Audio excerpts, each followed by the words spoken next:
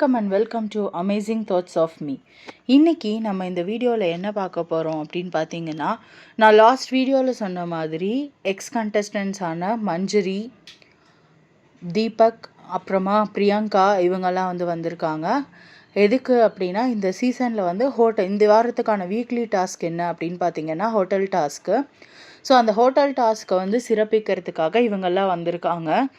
ஆனால் நம்ம பிரியங்கா சும்மா சொல்லக்கூடாது, செம்மையாக பண்ணிகிட்டு இருக்காங்கன்னே சொல்லலாம். திவாகர் அவரை வச்சு செய்கிறாங்க. ஆனால் அவர் இன்னமும் புகழ்றாங்க அப்படின்னு நம்பிட்டு இருக்காரு. அதை பார்க்கும்போது தான் கொஞ்சம் கஷ்டமாக இருக்கு சொல்கிறாரு. மற்றபடி வினோத் கிட்டேயும் சரி திவாகர் கிட்டேயும் சரி அவங்க ஓகே அப்படிங்கிற மாதிரியான ஒரு பாண்டை கிரியேட் பண்ண ட்ரை பண்ணுறாங்க அப்படின்னே சொல்லலாம்.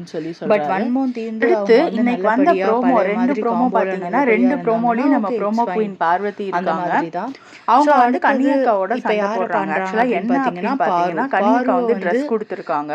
அந்த Dress இவங்க டெலிவரி பண்ணணும் போல, அதாவது மடிச்சு கொடுக்கணுமா என்ன சம்திங் அவங்களுக்கு வர்க் கொடுத்திருக்காங்க. அதை அவங்க மடிச்சிட்டு டோர் டெலிவரி எனக்கு கொடுத்திருக்காங்க அப்படின்னு சொல்லிட்டு இவங்க பென் பண்றாங்க. பென் பண்ணி தேங்க்ஸ் பார்வதின்னு சொல்றாங்க.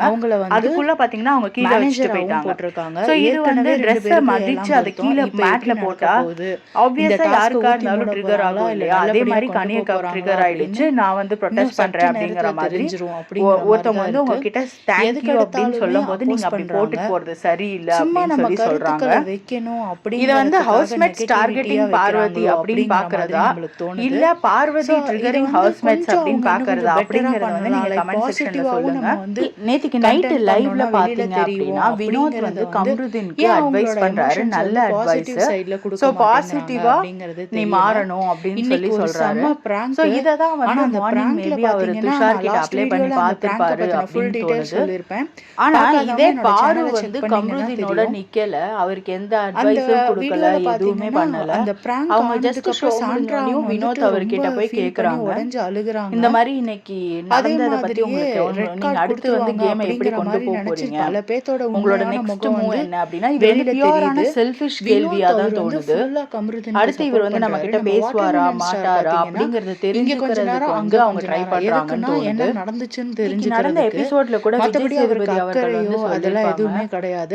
தெளிவா தெரிஞ்சிச்சு பார்வதி நல்லாவே விளையாடுறாங்க மட்டும் அவர் கொஞ்சம் அவாய்ட் பண்ணிருக்காங்க. அவங்க பண்ணிருக்காங்களோ ப்ரோமோல பாக்கும்போது அப்படிதான் தெரியுது. அவங்களுக்கும் லைக் செகண்ட் ப்ரோமோல பாக்கும்போது பாத்தீங்கன்னா இன்னைக்கு நாமினேஷன் லிஸ்ட் இந்த வாரத்துக்கான நாமினேஷன் லிஸ்ட்ல சொல்றாங்க. அத பாக்கும்போது எப்படி தோணுது அப்படினா ஒரு மாதிரி ஆக்வர்டா இருக்கு. துஷார் அவர்தான் லீஸ்ட் ஓட்ல இருக்காரு.